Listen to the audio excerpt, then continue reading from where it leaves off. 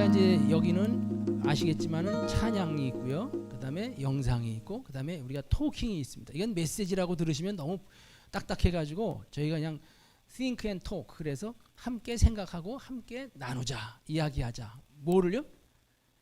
우리 신앙에 관계된 이슈들을, 여러 가지 이슈들을 가지고, 그 첫 번째는 저희가 라이프라는, 인생이라는 제목으로 저희가 지금 이렇게 나누고 있습니다. 저희가 1회 때 못 모르고 참가하시는 분들한테 제가 질문을 받았어요. 궁금하신 거 있으면, 함께 나누고 싶은 거 있으면 써내십시오 그랬더니 그때 많은 분들이 써내주셔가지고 그걸 하려고 하다 보니까 시간이 넘어가가지고 매해마다 저희가 조금씩 한 10분씩 짬을 내서 그거 질문하셨던 것에 대한 답을, 의무감을 가지고 저희가 드리고 있는데, 오늘도 그 시간을 잠깐 가지려고 합니다. 무슨 내용이냐면 여기 뒤에 나왔죠. 한번 읽어보실까요? 시작. 방황하는 사람에게 옆에서 힘이 되는 방법은 어떤 것들이 있을까요? 이런 질문을 제가 한 게 아니라 어떤 분이 해주셨어요. 그래서 제가 이걸 갖고 저도 생각을 해봤고, 어떻게 하는 것이 이런 방황하는 사람들을 돕는 것일까 생각해봤는데, 여러분 한번 한두 분, 한 분이랑 그냥 가볍게 짧게 얘기해 주면 어떤 방법이 있을까요? 그냥 같이 시간 보내준다. 예. 여러분 어떻게 생각해요? 그게 뭔 도움이 되겠느냐? 그렇게 생각하시는 분 있으십니까? 이해 있으신 분? 좋은 생각이라고 생각하세요? 예. 제가 상담을 조금 공부했는데 지금 굉장히 중요한 얘기를 하셨어요. 요즘 세상에 사실 각자 바쁘고 개인주의화되고 그래서 서로 간에 관심 안 가져요. 그런데 이분이 이런 질문을 하셨다는 것은 참 반가운 질문 같아요. 주변 사람에 대해서 관심이 있다는 것은 사랑이 있다는 거거든요. 그리고 안타까워하는 마음이 있는 거죠. 방황하는 사람에 대해서. 우리는 너무나 자기중심적으로 지금 흘러가고 있어요. 이 자기중심적이라는 것 자체가 모든 죄의 뿌리입니다. self-centeredness. 그래서 자기중심적으로 생각하다 보면 모든 죄가 다 나와요. 거기서부터 깊이 뿌리 박힌 것이 그거거든요, 사실은. 그런데 이런 관심을 가진다는 것은 굉장히 좋은 것이고, 이런 것을 어떤 방법으로 푸느냐, 지혜롭게 푸는 게 이제 중요한 거죠. 어떤 방법이 있을까요? 가장 중요한 것은 제가 말씀드리고 싶은 것은, 아무리 내 얘기가 좋은 얘기라 그래도, 또 맞는 얘기라 그래도 상대방이 들을 준비가 안 됐으면 그건 울리는 꽹과류에 지나지 않아요.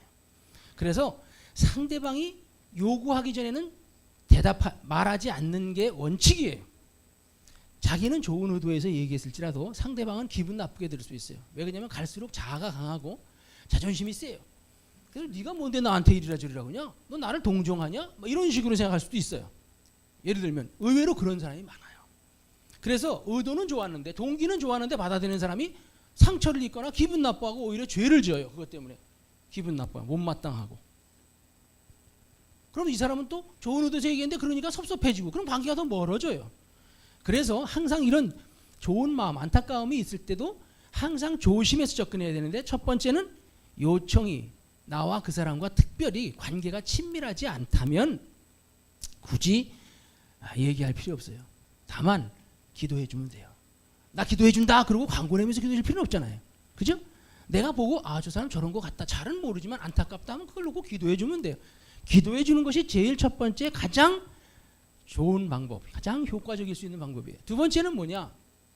그 사람과 좀 관계가 좀 있다, 좀 친밀하지는 않아도 어느 정도 있다 하면 그 관계, 친밀도에 따라서 좀 더 접근하는 방법을 달리할 수 있어요. 근데 살펴야 될 게 있어요. 그 사람의 영적인 상태가 어떠냐, 그 사람의 믿음이 어떠냐, 그거를 잘 먼저는 살피는 다음에 조심스럽게 접근해야 돼요. 그게 굉장히 중요한 겁니다. 자, 그리고 그 사람이 이제 어느 정도 나랑 정하다면 제일 중요한 건 우리 아까 오경태 형제님이 얘기한 것처럼 바로 들어주는 거예요. 함께 이야기해 주는 거예요. 충고하려고 그러지 말아야 돼요. 충고는, 권면이나 충고는 아무한테나 하는 게 아니에요. 그것도 자기가 그런 위치에 있지도 않을 때는 하면 안 돼요. 그냥 가서 어떠니 뭐하니 물어보면서 같이 교제해주고 들어주는 것이 굉장한 효과가 있어요. 들어준다는 것에서 사실은 상담의 반은 이루어져요.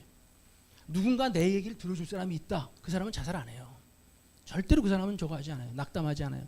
사람의 가장 베이직 니드가 있어요. 가장 기본적인 욕구가 있는데 그 중에 하나가 자기가 이해되어 주기를 원하는 거예요.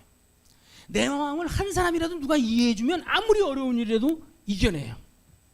그래서 친구가, 나쁜 친구라도 하나 있으면 그 사람은 그 친구 따라서 강남까지 가고 어디까지 가요. 죽지 않아요. 누군가 자기를 들어주고 이해해주는 사람이 있으면. 이해되어지기를 원하는 욕구가 인간에게는 굉장히 파워풀한 욕구예요. 그 욕구를 채워주는 것이 그냥 가만히 들어주는 거예요. 그리고 공감해주는 거예요. 엠퍼시라고 그래서 공감해준다. 감정이입이라고 그래서 같이 그 사람의 입장에 대해서 함께 울고 함께 웃고 들어주는 거예요. 이것만큼 좋은 게 없어요. 그냥 그랬구나. 그랬어. 그때 많이 아팠겠네. 섭섭했겠다. 나래도 그랬겠다. 이러면서 공감해 주는 거예요. 자꾸만. 그럼 그 사람은 거기서부터 카타르시스가 생겨요. 모든 응어리졌던 게 풀리기 시작해요. 그리고 치유가 일어나요. 그게 그냥 약 먹어서 치유가 아니라 자기 답답한 마음을 토로하고 누가 내 얘기를 진지하게 들어준다. 그때 그냥 건성으로 들으면 안 돼요. 들을 때 그랬어? 그럼 딴짓하면서 막 이래 들으면 안 돼요. 공감하면서 관심을 갖고 사랑의 마음을 가지고 들어주는 거. 그것만으로도 황당한 치유가 일어나요. 그리고 더 나아가서 좀 이 상황이 심각하다. 이 얘기는 듣다 보니까 하나님이 나한테 이 얘기는 좀 해줘야 되겠다. 해주라는 마음을 주신다. 그럴 때는 조심스럽게 나도 옛날에 그런 경우가 있었는데 말이야 이러면서 돌려서 기분 나쁘지 않게 조심스럽게 간접적으로 얘기해 주는 게 좋아요. 나도 옛날에 그랬는데 이렇게 한번 해보니까 나는 좀 마음이 풀리더라. 너 그렇게 해! 이렇게 지시하는 게 아니에요.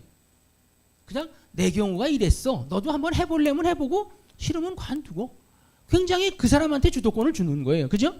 그런 식으로 접근하면 굉장히 도움이 돼요. 그러면 그 사람이 다음에 또 만나려고 해요.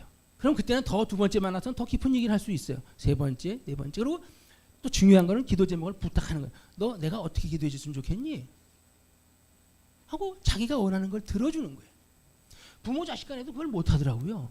미국에서 이 친구가 왔는데 오늘 지난주에 자기 자식하고 이 대화가 안 돼. 그래서 제가 그 얘기해 줬어요. 너 네 아들한테 이래저래 지시하지 마. 너 항상 너는 그냥 옛날로 말하면 이제 꼰대라고 그러죠. 선생님이 지시만 하고 매일 가르치는 선생님 이래저래라는 잔소리하는 그런 선생님을 듣는단 말이에요. 싫어하죠. 그럴 때 어떻게? 야, 내가 어떻게 기도해 줄까? 아들아, 자기 생각 내려놓고 걔가 원하는 걸 기도해 주겠다. 하나님 앞에. 아빠는 능력이 없어. 너한테 뭐 재정적으로 많이 못 해줘. 그렇지만 하나님한테 내가 기도를 해줄게. 그러면 고마워해요. 대충 이제 어떻게 해야 되는지 아시겠죠? 또 마지막으로 한 가지만 더 말씀드릴게요. 자기 말이 맞다 그래서 또 자기 동기가 순수하다 그래서 막 얘기하면 안 돼요.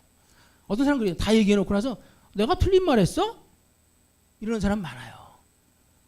아니 못생긴 사람한테 너 못생겼다. 틀린 말은 아니죠. 틀린 말은 아니라고 해도 그걸 하면 돼요? 예를 들면 그런 거예요. 단도직입적으로.